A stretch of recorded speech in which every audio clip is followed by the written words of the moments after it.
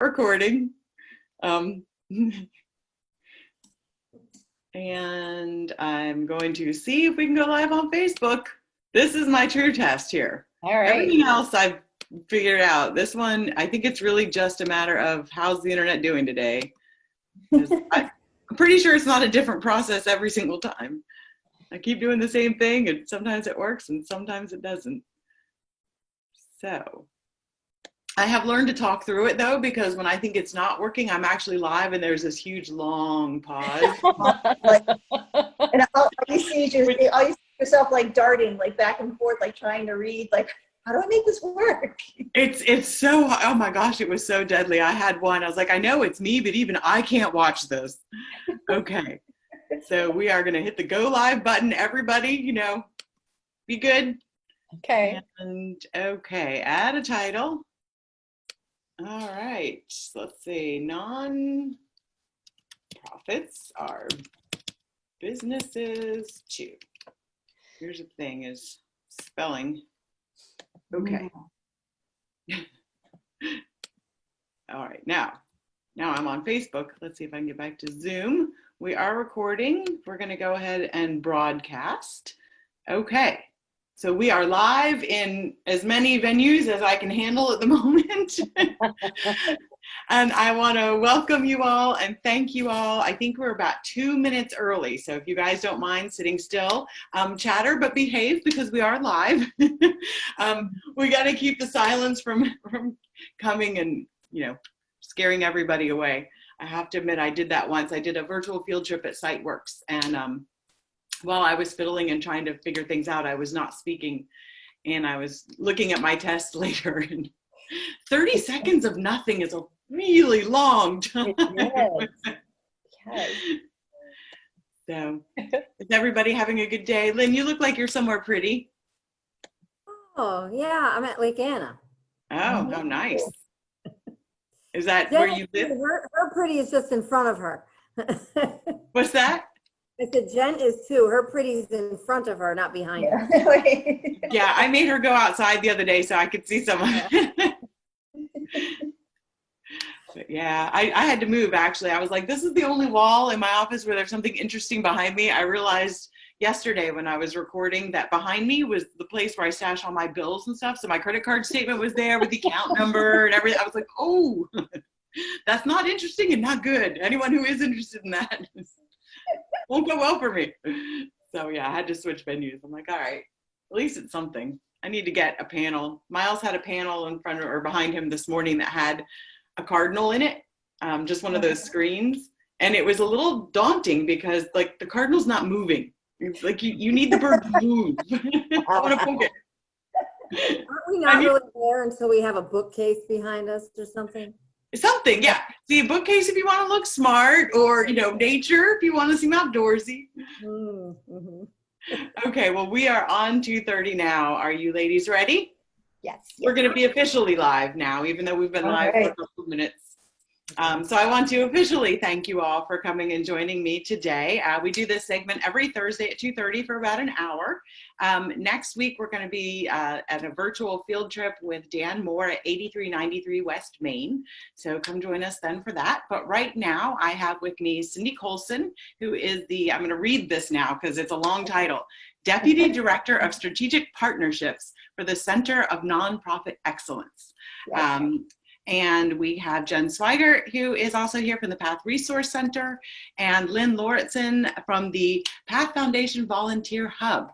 So thank you all for coming. I really appreciate you being with me. Our topic today, as always, is entrepreneurship, but today we're going to talk about how nonprofits are businesses too. And so Cindy, I'm going to start with you because we're going to do a little bit of an overview of nonprofit. So if you could explain to everybody, what is the general purpose of a nonprofit? And if I'm an entrepreneur and I want to start a business, why would I start a nonprofit business as opposed to a for-profit business? How are they different? How are they the same? Explain that for us. Okay, great. Jen, I'm gonna share my screen just so that the group can see. Let me get a moment here to get this started, because I want to be sure before we have this conversation that I'm contextualizing our conversation. So when we're talking about the economy, which all of us are, we're all talking about corporations, I want to be sure that I'm placing where we are. So I have this graphic here that where we have the economies in the very front. And you'll see there on the left above, we're talking about the private or the business sector, which is composed of companies and individuals.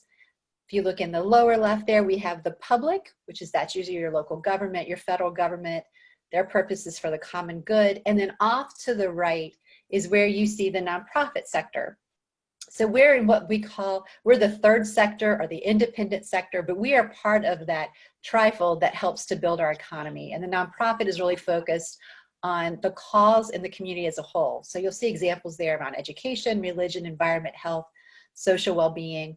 All of those are the kind of what we would call mission areas for nonprofits. I also wanted just to contextualize a little bit when we're talking about the workforce. Now, this is data that came out last year that was shared based on 2016. I need to give the caveat that this information will probably shift in the future, but with what we know as of right now, the nonprofit sector is the third largest employer in the United States. And you'll see that we rank just behind the food service and retail industries in terms of employment. Wow. I also wanted to share a slide with you of just where the sector is in Virginia.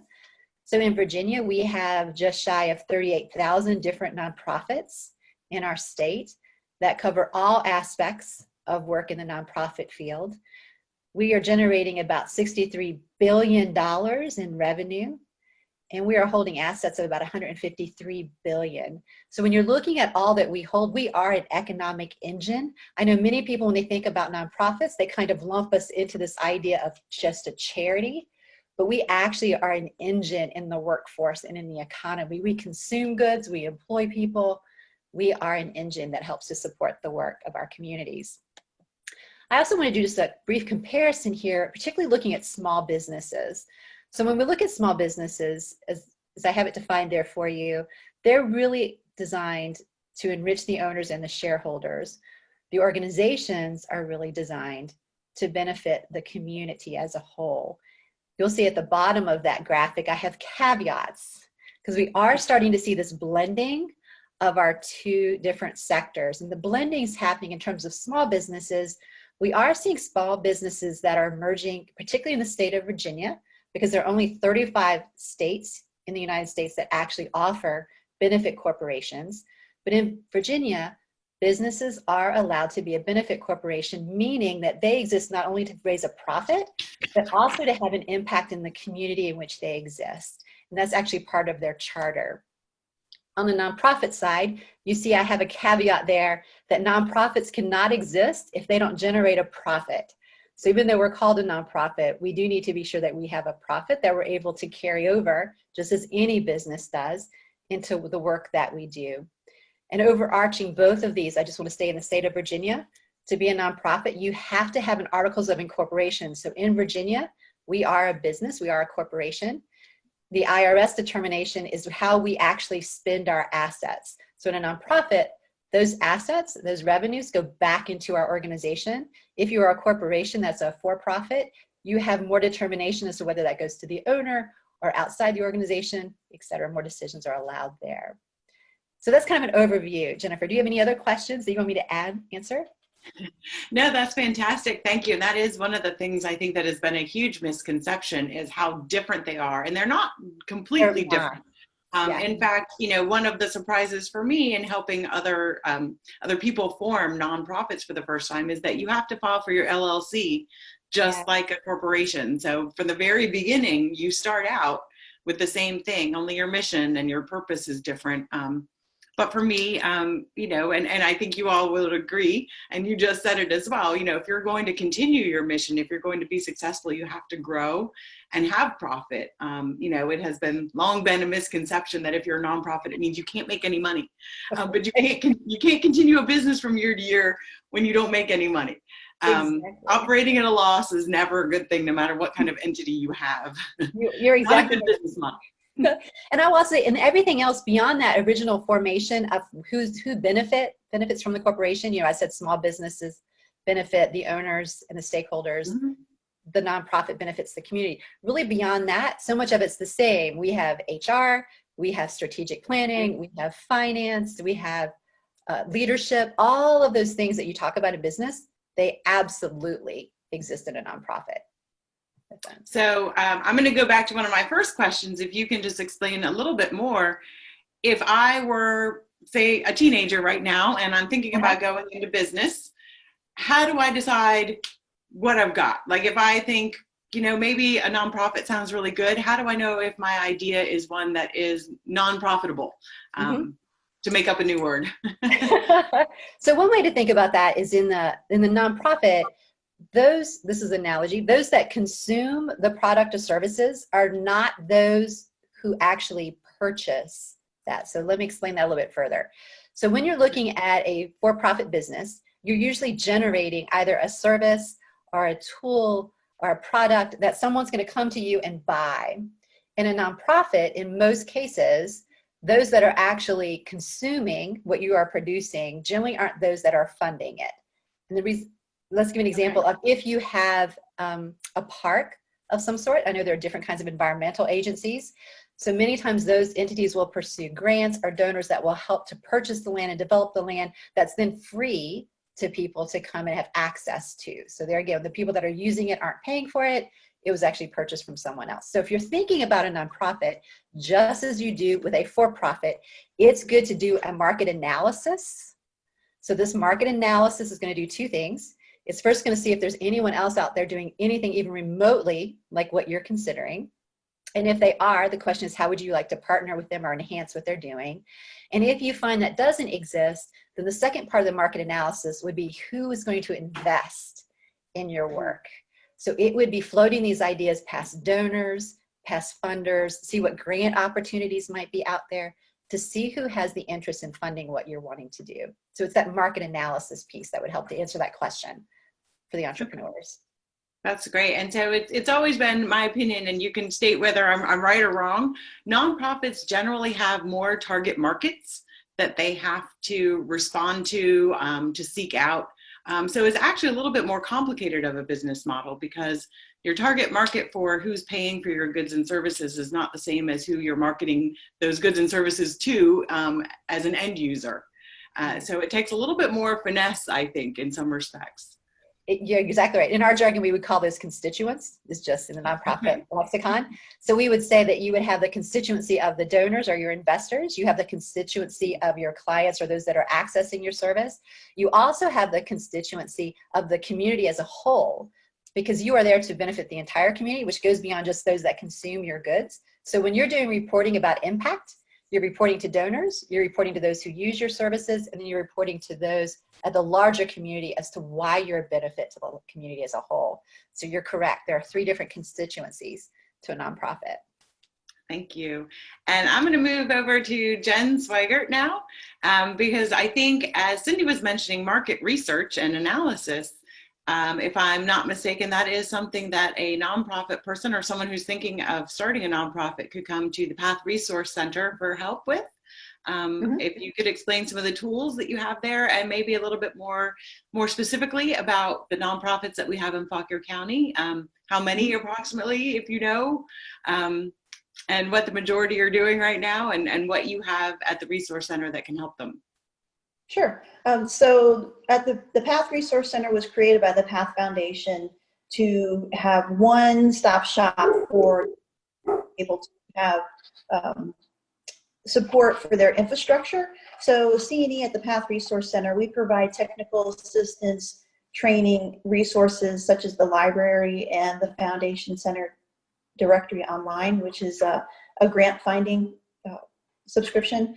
We have all that in our webinars and newsletters at the Path Resource Center so that it helps nonprofits not have to reinvent the wheel. They information about professionals in the area or find some of what other people are doing in the nation in terms of best practices or preferred practices to have a strong nonprofit. And so some of the organizations that I was thinking of just off the top of my head that are in the Fauquier region are ones that take care of the food. You know, as you know, you're hearing a lot about the food bank, but there's also Fresh.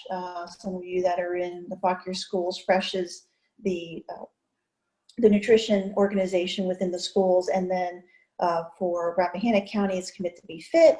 Then there's also the Fauquier Education Farm, and they also talk about growing and creating food for the food bank. There's organizations that deal with homelessness, such as the shelter, and then safe housing for through Habitat for Humanity. We've got legal organizations that help with the community members who need legal help and mediation. Childhood well-being, such as the Boys and Girls Club and some of the various child care centers in the area. We also have some leisure organizations such as Verdun, and the Fauquier County Fair is a nonprofit organization. Substance abuse, taking care of your family, a lot of the volunteer fire and rescue departments, those are nonprofits. They calls and they support the paid firefighters. We also have organizations that help with transportation, education, like Cindy said, we have environmental groups in the area, and then we also have some ties to some national technology organizations that help specifically Girls Who Code, and they help teach girls how to code so that we have more girls in STEM programs and in technology. That's excellent. I'm going to go a little off of our script. I'm going to ask you a question about the Resource Center. Yes.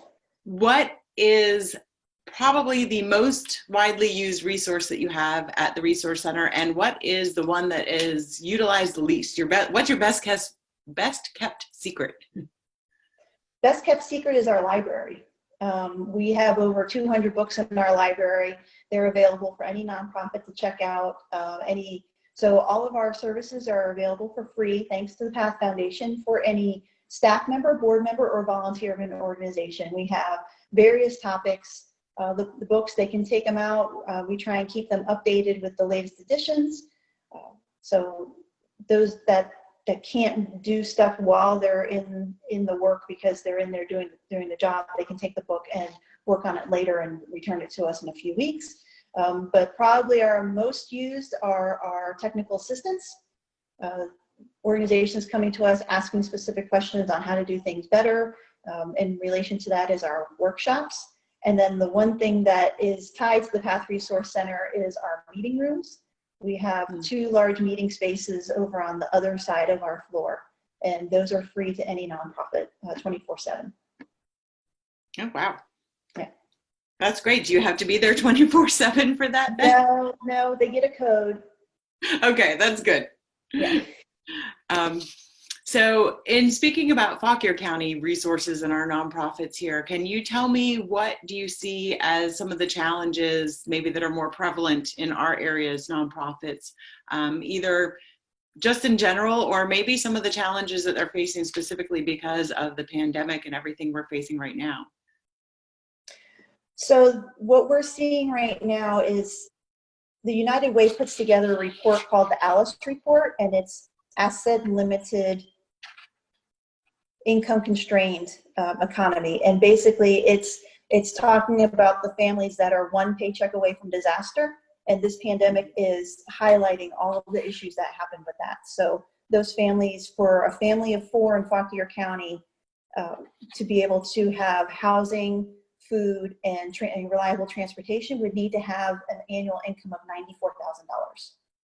Whereas for the state, it's $54,000. And with the layoffs and the furloughs and everything else with the pandemic, we're really seeing that highlighted of that need for those families that are right on the edge of disaster. Jennifer, do you mind if I jump in? Jen and Jennifer? No, I know.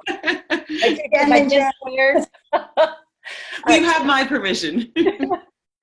So I also just wanted to offer, so innovation is happening in a huge way right now with our nonprofits because of COVID. So we are seeing our nonprofits innovating in some really exciting spaces. Of course, most of their strategy has been based on being able to meet face-to-face, as it is for all corporations. We just assumed that we could do that, which we can't. So our nonprofits are figuring out how they need to be offering their services in this virtual space. We are seeing partnerships that are emerging. I know we have Kid Pan Alley that's based in Rappahannock County that's doing some really innovative work with seniors in our community.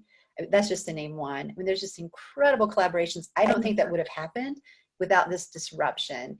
And I'm also seeing now the greater acceptance of being able to meet virtually. And so I'm also excited with the learnings that are coming out of this, how this is going to impact the continuing innovation as our nonprofits go into recovery.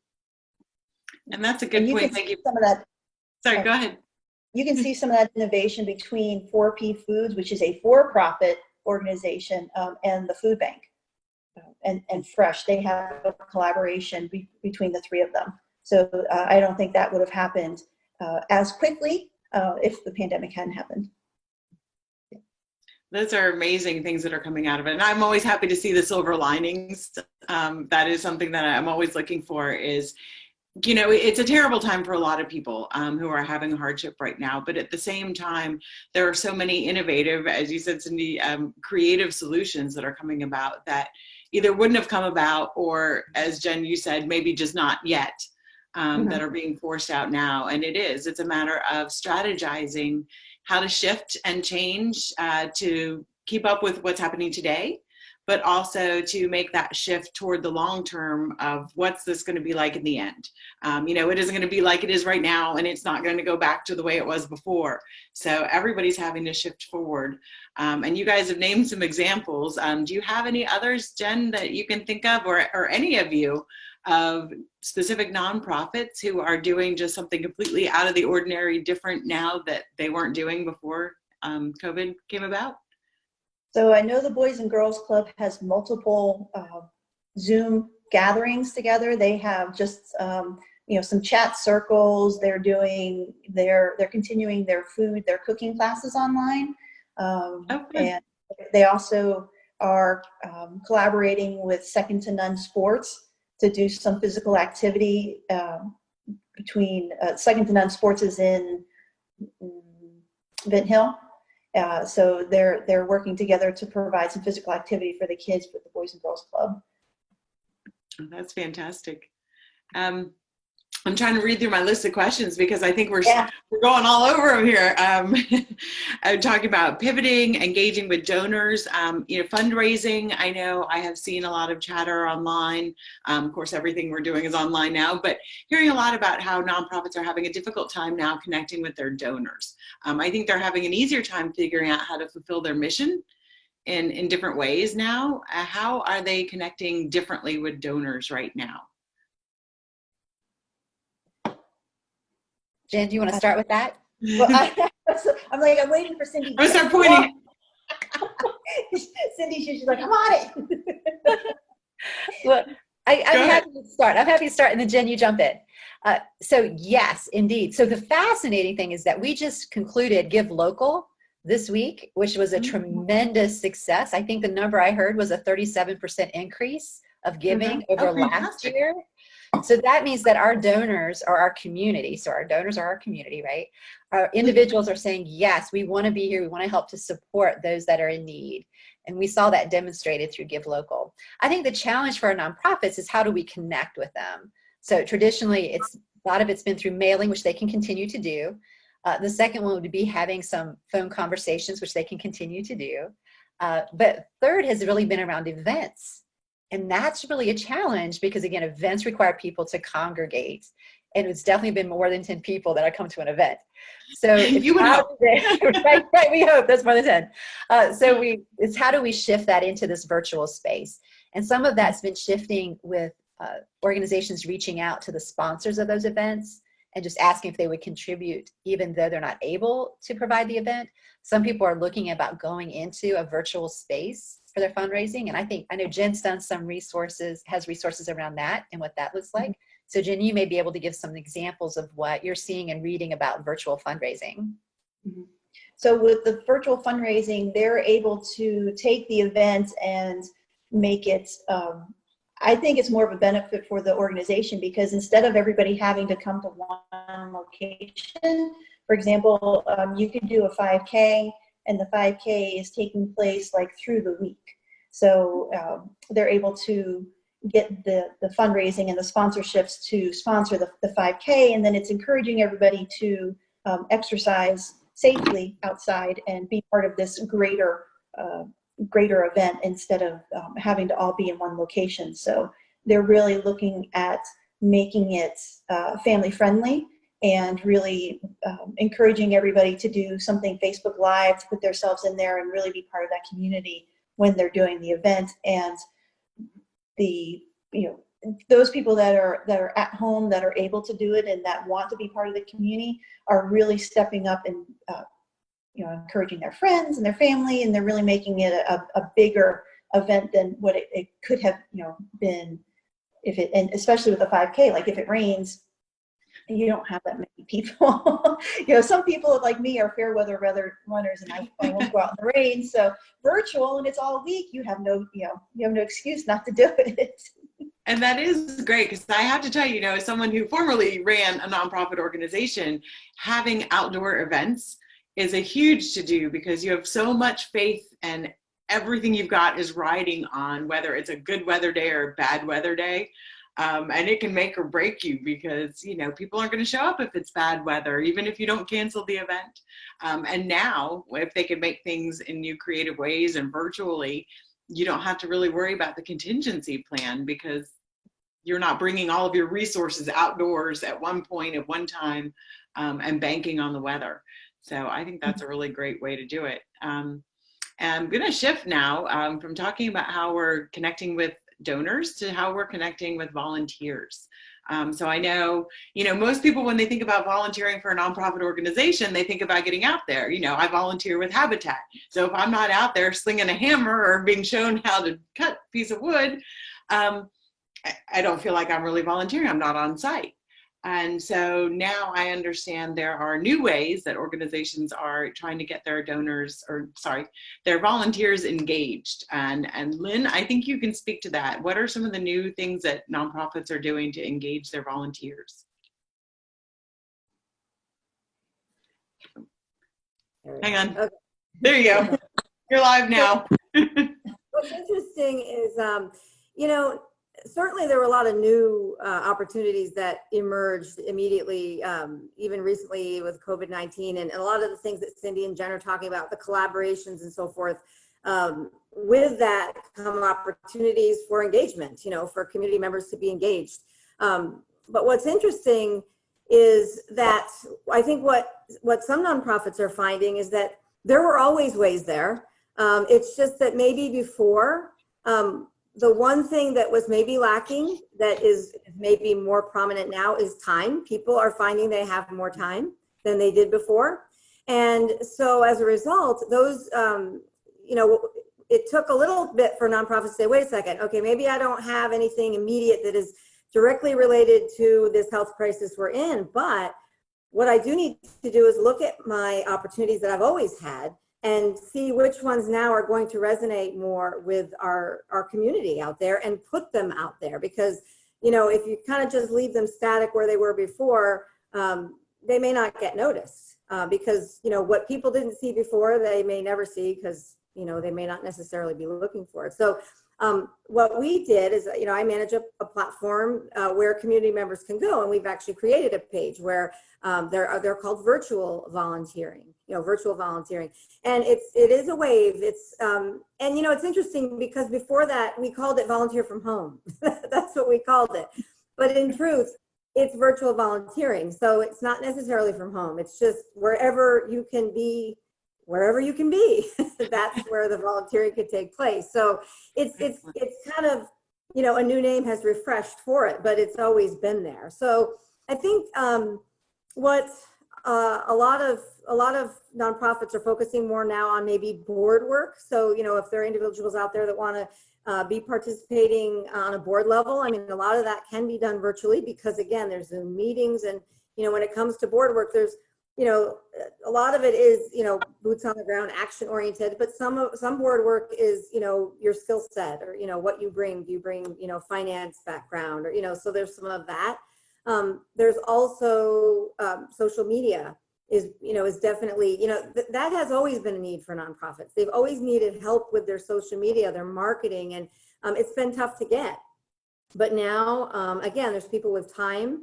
I thought it was really neat. I was on a video conference the other day that they coined it volunteering. And I thought that was the neatest thing, because they're actually having volunteers, wherever they are, helping to kind of repost different messaging, different messages from nonprofits. Their job is to actually retweet and repost messages that come out from these nonprofits so that the word can get out. And they're doing it, of course, from home. So yeah, there's definitely a lot of innovation, and it's taken a little time, but I think everyone's minds are shifting a bit.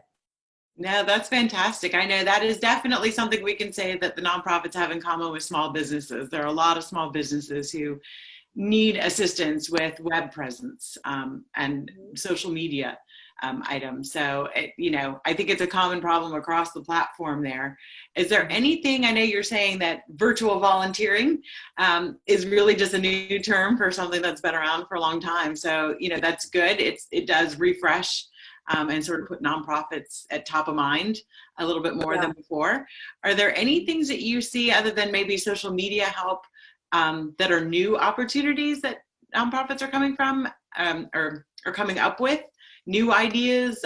Any specific nonprofit here that came up with some genius idea of look at what we could do or have our volunteers do? Well, I mean, most of the newer things I think are definitely in response to our health crisis. I mean, we are definitely, a lot of nonprofits are finding ways to reach their those that they serve in different ways. Like for instance, our local senior center. Their business model is that the people they serve came to them. They came to their, from, till 2 p.m, they came and had lunch and they had activities and so forth. And, obviously that can't happen now. So, one could say, well, I guess they're not doing anything, until they can be up and running again, but that's not the case, So what they do instead is they find ways to connect and reach with those that they serve on a remote basis. And so in our local case, they're seeking help from the community to collect things that can be put in, gift bags and things that can be delivered to these, to these seniors on a weekly basis. In many cases, it's engaging volunteers to create art, to, sometimes it might be just, cleaning out a closet or, just, could be creating or donating something, but it gets people involved and it actually gets people learning about a service that exists that maybe they didn't know about before. And what an interesting way to do that. In a situation like this, you learn about it because you're actually stepping in and trying to help out.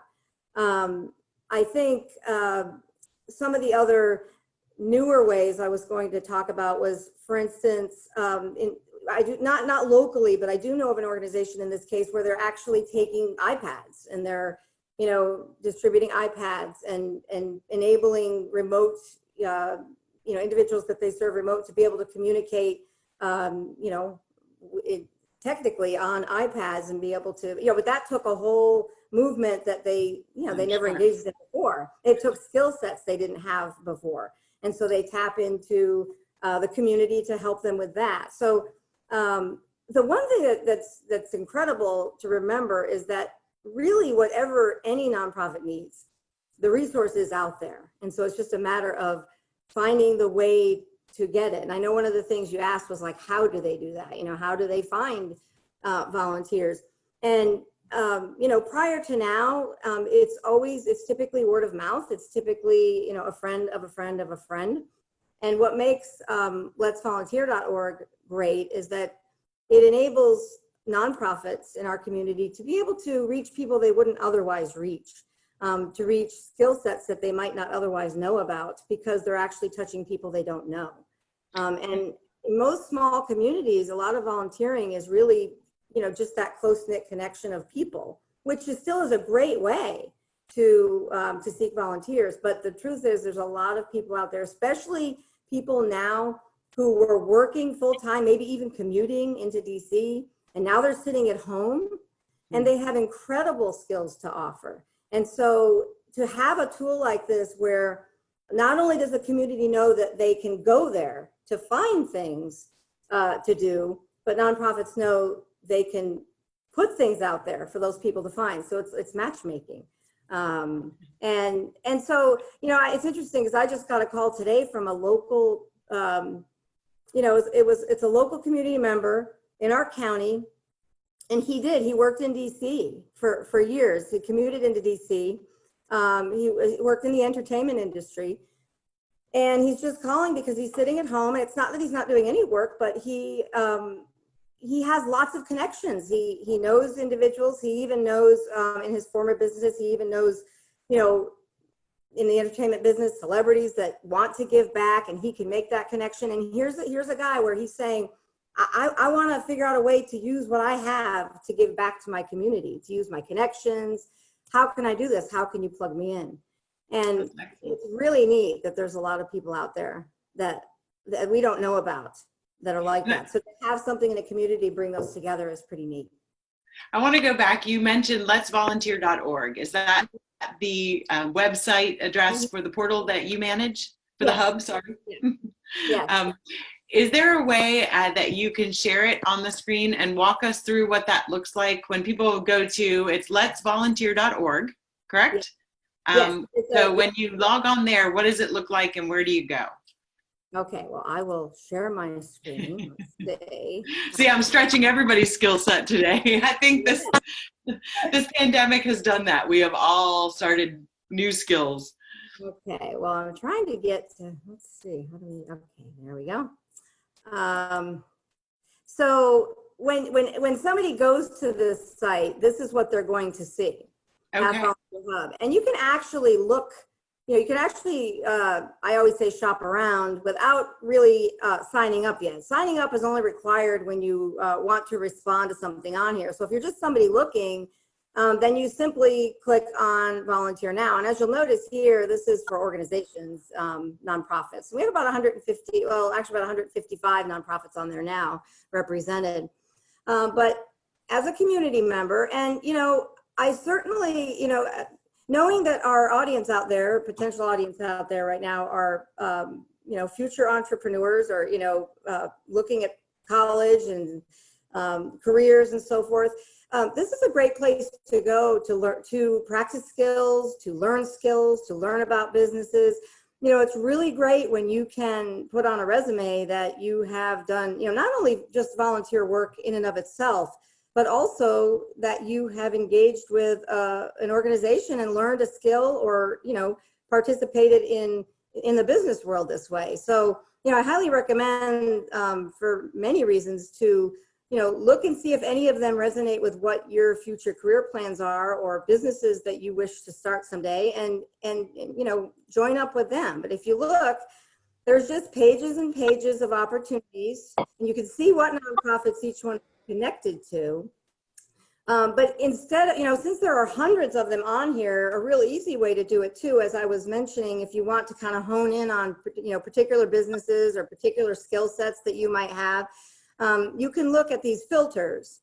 And so, for instance, if you wanted to start with, you know, a particular interest that you have, and kind of like, say you want to become a lawyer, you know, so you look at what volunteer opportunities are related that have legal, you know, in this case, this is the, well, that's kind of odd that it's the Cemetery Foundation, but I guess they categorize it as data entry. If we go to, let's see, let's do marketing, let's forget legal. Then you pull that up and you're looking at organizations that you know, fall under that category of marketing. So there's a way that you can actually, you know, narrow down what you're looking at.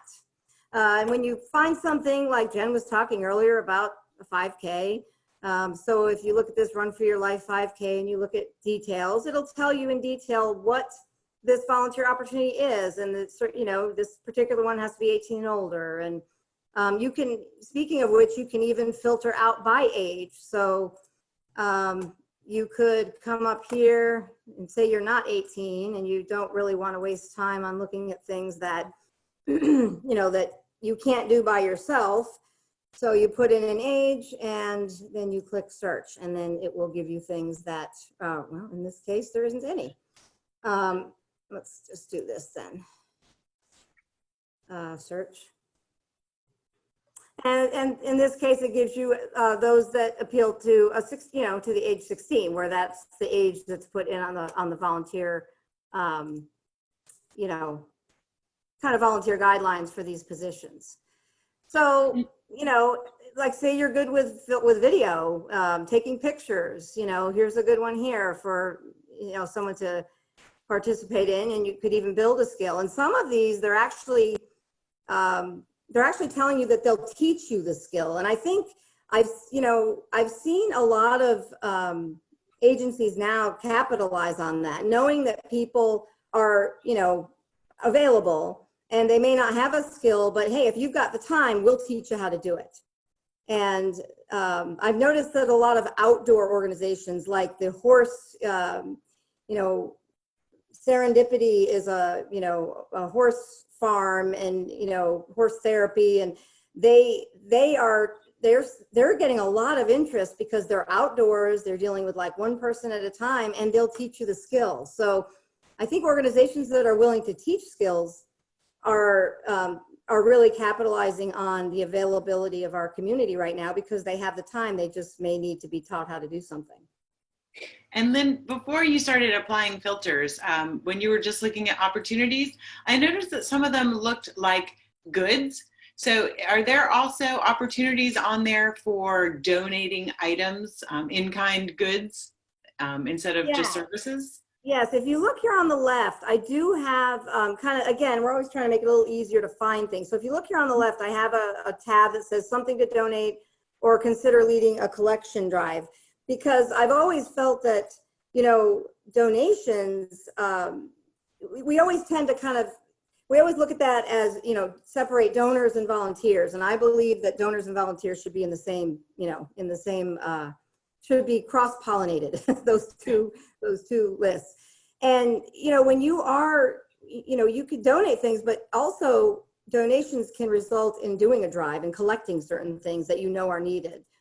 Being very purposeful about that. So if you click on that tab, you see that we have a whole page here of donation wish lists. So this is a page of different organizations who have listed, like let's look at the Boys and Girls Club. They've listed what they need, what sort of things they need for donations. And some of them, they even tell you where to get them. Some of them may need it during certain times of the year. If you look at the SPCA, you can see what their wish list is. So yeah, there's a whole page on here that's specific to donations. Excellent. Mm-hmm. So I'm thinking like an entrepreneur now. I'm putting my entrepreneur hat on. But I'm looking at this from the aspect of a nonprofit business person and a for-profit business person. There are so many needs that are listed there for donations, whether it's monetary or volunteer time or donated items, that as an entrepreneur, it looks like there's a lot of opportunity if somebody wanted to start a new idea as either a for-profit business or a nonprofit business, of starting something that would start filling the needs of things that are duplicated needs. If there's a lot of different organizations that have similar needs, that might be a business to start, whether it's for profit or nonprofit. Are there any of those that you can see in there that you think, this is something that has an overwhelming need in our community throughout our nonprofits? On their wish list or time? I want to make sure I understand what you're saying. So are you saying that you mean there's repetition in the need? Our audience today are teenagers with an entrepreneurial spirit. And so when I look at the hub that you're showing us, there's so many opportunities, whether it's for volunteer time or goods or services, a certain skill, that as somebody who's thinking about starting a business, whether it's a nonprofit business or a for-profit business, there's so much need in here. And that's what every entrepreneur seeks, is to start a business that fulfills a need. That to me, this looks like a great place to find opportunity. This is what's, these are the things that are needed in our community. And just finding what's in common as far as those needs are throughout different nonprofits here could be a business itself. Well, yeah, I agree. I mean, what's interesting is I do believe that every community needs a nonprofit resource center, to be honest with you. And in this case, of course, it was funded by, by Path Foundation. But the truth is, what you just said, when you look at all these different organizations and all of the services they're providing, my prior career was in commercial aviation, and I always worked in hubs. And so it's kind of ironic that, I would now be the Path Volunteer Hub. But having worked in hubs, I learned very quickly how efficient that sort of model is. When you have one place, when you have the tower, so to speak, and I always look at it that way, the tower, the tower knows what everybody's doing.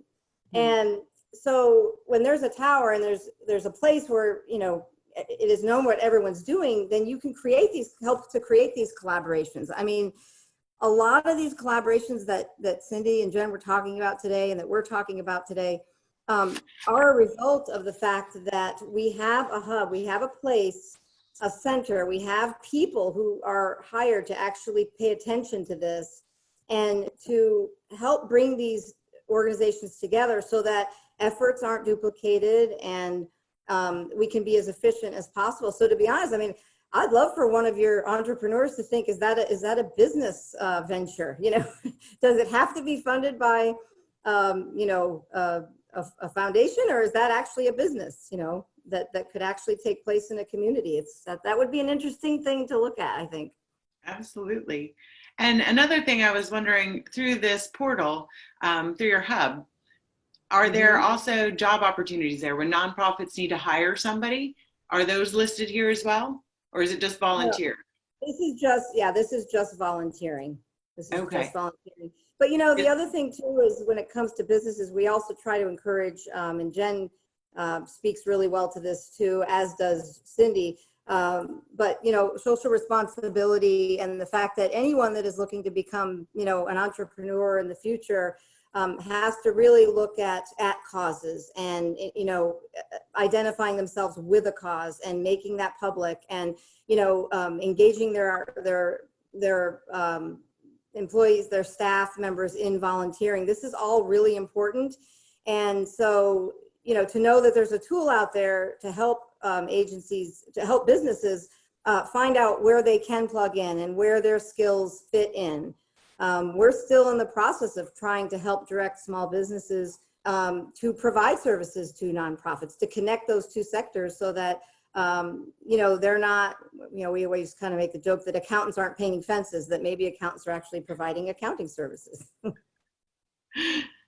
Well, there's something to be said for both sides of that. I know as a professional with a business, sometimes nonprofits will come to me and ask for, my skill set to volunteer to help with the organization. But sometimes what you want to do is you want to leave that job behind when you leave the office and do something completely different. Yep. So, there might be volunteer opportunities where I will do some consulting and strategic planning work, but also, like I said, I help volunteer with Habitat because, sometimes you just want to go sling a hammer, get away completely outside of your normal everyday skill set too. So volunteering in both directions is actually a really good and useful thing to do, using your skill set and also, getting outside of what you do every single day and doing something completely different. That's what's nice to be able to talk to a person about that, because you're right. It should be, any volunteering should be what you love doing. And sometimes it is what you do every day, and sometimes it is the opposite of what you do every day. And so that's why it helps to have someone to talk to, like us in the Resource Center, to help guide people to, it's always about the right fit. Excellent. And I know you called out Jen, said she was really great at speaking to the Volunteer Hub and putting partnerships together. So Jen, did you want to add anything? So I just wanted to add that as the entrepreneurs are starting up their businesses, what we're doing with the chamber now is to talk with those companies that are up and running now about how to be strategic about what it is they want. For example, you said you do some stuff pro bono, but then you also want to do Habitat. And we know that everybody in the community wants to make an impact, and we know that the businesses want to create an impact, but they also can't go under, and neither can the nonprofits. So the idea is to take a look at both sides and say what works best for you.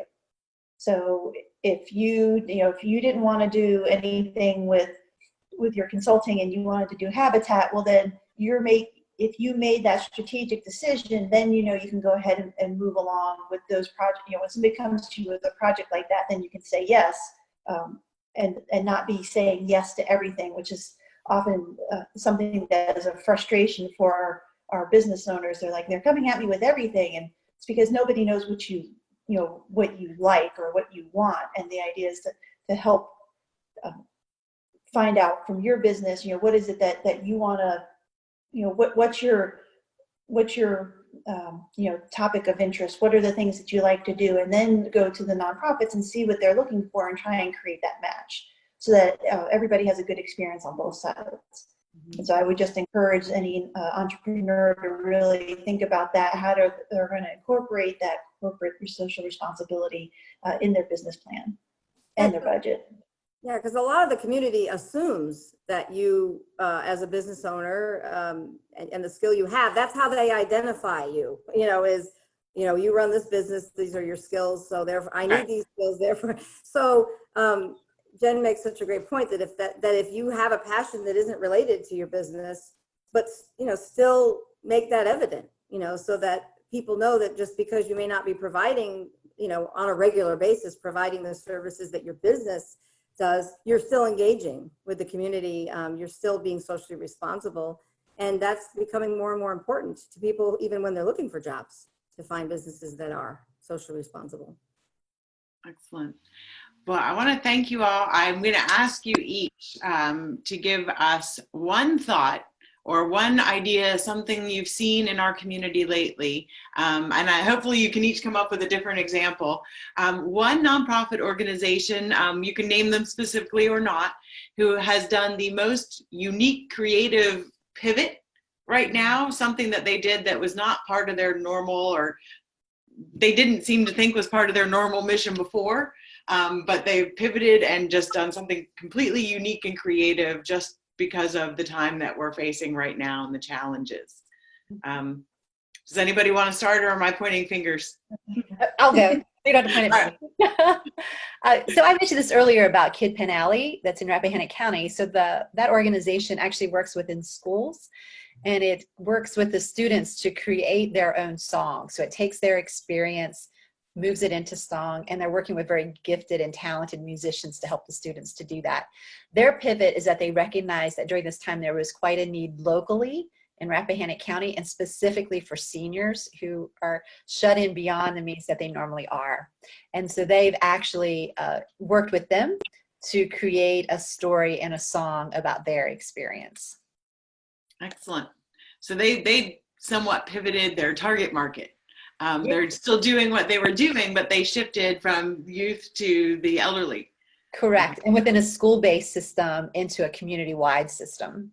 Right. So that, that also changes their engagement. Absolutely. Okay, great. Thank you. Jen, Lynn, any examples? So go ahead, Jen. I wasn't following the exact organizations that were doing this, but there was food distribution. And I'm thinking it was between Fish and the schools and Voltran or FAMS. So there's the transportation organization that used to take people to places. So now people are staying at home. So they were working with the food collectors and the food distributors to get the food to the people, and delivering the food that way. So it was a great collaboration. That is great. Well, mine isn't totally different because it does involve food, but it's kind of hard to avoid food around now. I know, we all have a lot more opportunity for food now too. Here at home all day.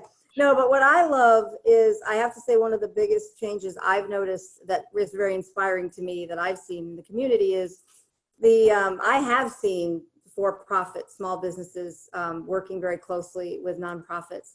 And I'm not saying that was not done before, but it's done really, really, they're in a very tight way now. For instance, some of the local kitchens, who find themselves not, empty or not being as busy. And so, in my world, I always kind of felt like, oh, for-profit and nonprofit and, never the twine shall meet, you can't fund the for-profit, but the point is when they work together, it becomes this, beautifully meshed collaboration. And so now you've got, for-profit kitchens who have available space, and they're working with nonprofits to actually prepare meals, because it's one thing to provide food, it's another thing to provide food that is prepared, so that especially seniors can, have a meal, because many times you give them a bag of rice and something and they don't do anything with it. So the value of a prepared meal. So the fact that through this situation, now you've got these kitchens creating meal, working to create meals, and volunteers helping, and organizations coming together and delivering, prepared meals. So I love the fact that it has brought, in many cases, for-profit small businesses together with nonprofits. And I just think that's priceless. I think that's amazing. Thank you. I love all of your examples. We've got entertainment, transportation, and food. So it's great, and it is amazing. And it's one of the things that I enjoy so much about Fauquier County is, you're right, everything that we need really is right here, along with all the people who are so kind and good and giving. And now that everybody has more time, I hope they will think about how they're spending their time. And I love all of those ideas. So now I want to put a challenge out to everybody who is watching, hopefully mostly teenagers, but to anyone who's watching right now, as a challenge to figure out what can you come up with that is a great way that a business or nonprofit could be pivoting right now. Maybe you have something specific in mind for a specific nonprofit or company, or just something general. What is a great use or reuse of a business right now to face the pandemic and the challenges that we're having now? I know we're all hopeful that next week the governor is going to say, go ahead, everybody can move about. May or may not happen. And so, your challenge really, it doesn't have to be specific to while everyone is stuck at home. But, this challenge is going to continue. Even after all the restrictions are lifted, it's going to be a time for strategizing, for thinking, for coming up with new ideas and being creative. So I encourage anybody, if you have some new or great pivots for current businesses or nonprofits, to send them in. Our email is future@fauquieryep.com. And we want to hear all of those ideas from you. And also, if your idea is something that you really want to be involved in, we want to help you find those resources, put those connections together. So send those in to us, and let's help you get started with maybe going through the Path Volunteer Hub and finding an opportunity for you, or meeting the right business person to put your idea into place. Do you guys have any other challenges or questions you want to put out to everybody watching? I think, our community is so creative and collaborative that I think hopefully we'll get some new ideas. Everybody has such a unique way of seeing things and dealing with things that I think it's a good opportunity for the community to come together, as you've been witnessing already. Does anybody have any last minute words? We're just down to the last few minutes here. I would just say thanks to those who participated, that it was great to have whoever was here. Thank you. Really enjoyed having all of you. Jen? I want to put a challenge out there to everybody that's watching, that if you have an organization that you participate in or you follow, if you could be one of those virtual retweeters and refollowers, that really helps get your message out. So that's my challenge. Get them out in the, make sure everybody knows everything about all our organizations. Mm-hmm. All right. Are they able to ask questions or no? Only the ones who are here on Zoom. So I know we have one student I know that is still watching us. Oh, nope, she's gone. Sorry. The attendance just went to 0. Yeah, if they were here with us on Zoom, they could have typed in questions. I can't see what's live on Facebook right now. But if anybody is watching live on Facebook or watching the recording afterward, if you have a question, go ahead and message it to us on the Fauquier YEP, too many Fauquiers, Fauquier YEP Facebook page. We will answer those questions and bring them back to you guys if they're questions for PATH or CNE. I'm happy to do that. I'm trying to look at my notes here just to get one last peek to see if there's anything I forgot to say. For the emails, if you do send them in and you're a student, if you wouldn't mind, just tell us your name and what school you're in and what grade you're in. That would be helpful information for us as well. But I'm hoping to see some new and collaborative ideas.